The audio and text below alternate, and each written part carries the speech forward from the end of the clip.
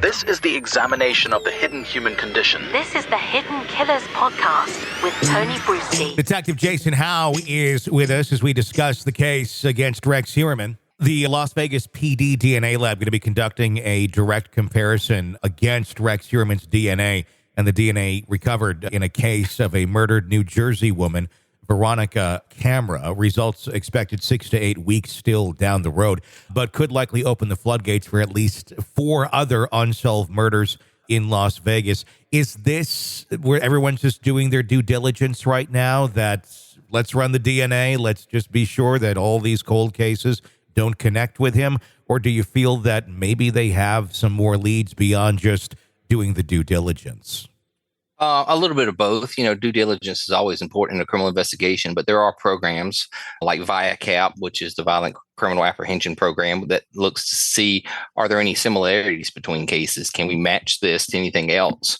It's quite possible that people can travel freely and commit crimes in other jurisdictions. A lot of what I'm seeing in this case was there seems to be nearly decade gap from the last victim from 2011. And I would just, question what caused him to stop if he is, responsible for these murders.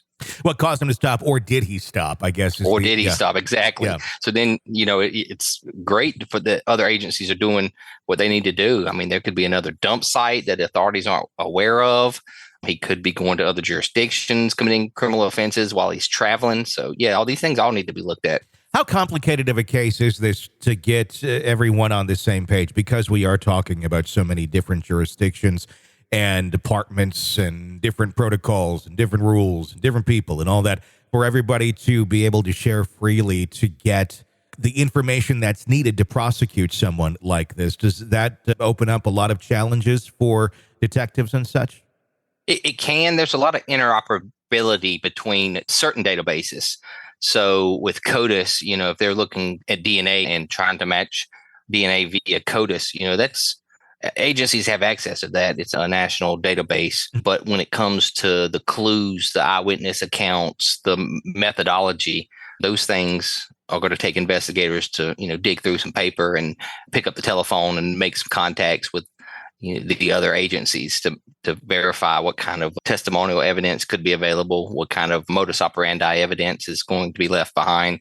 But the forensic evidence works a lot more efficiently because those databases are open and they're interoperable between states and jurisdictions.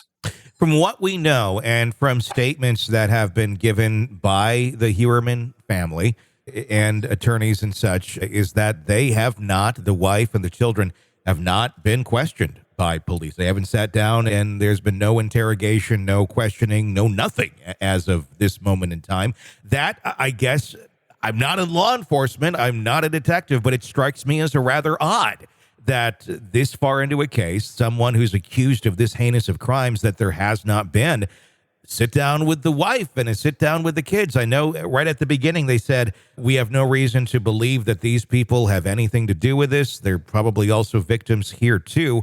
But why wouldn't you at least be having those conversations just to at least get some idea on what's going on in that home?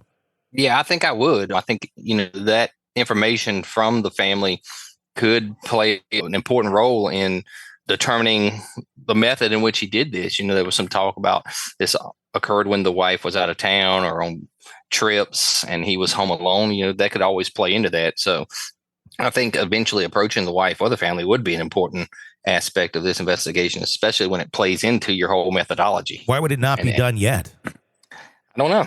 Maybe busy tracking leads. I know that, the truck was located. When you're looking at vehicles like that, I know they probably pulled a roster of every similar vehicle in the area.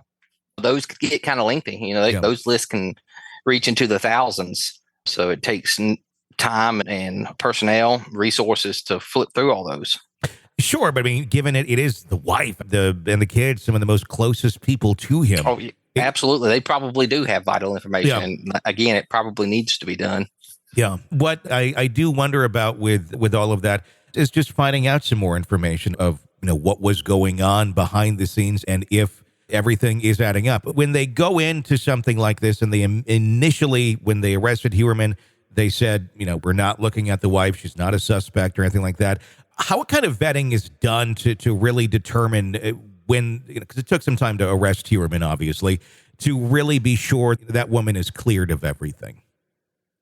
Well, it depends on how much effort you put into it. The more information that you can collect, especially like you brought up with questioning her, the more accurate you would be on that decision. So there could be alibis. They could have had the information that she was, in fact, out of town. They could have already confirmed those via her, tickets or a booking.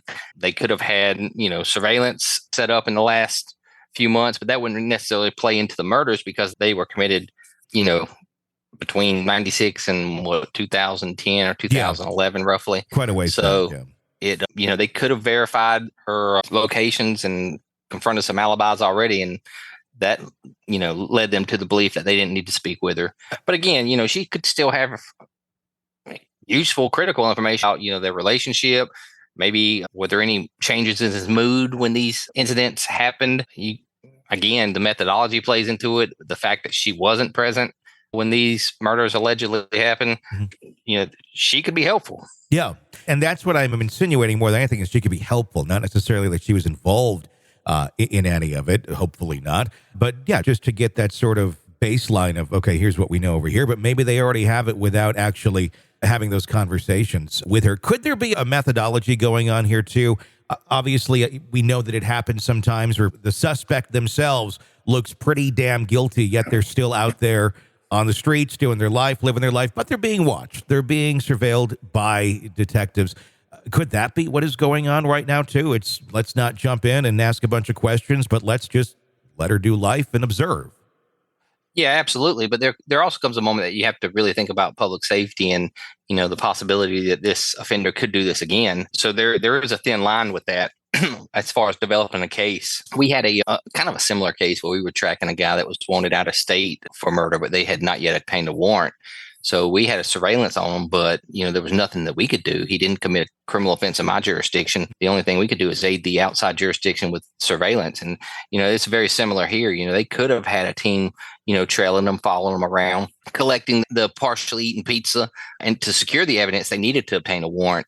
But there is a thin line when you're dealing with someone like this that, it could be a public safety issue down the road. He could continue the killings, and you don't want that to happen while he's under surveillance. This is an examination of the hidden human condition. This is the Hidden Killers Podcast with Tony Brueski.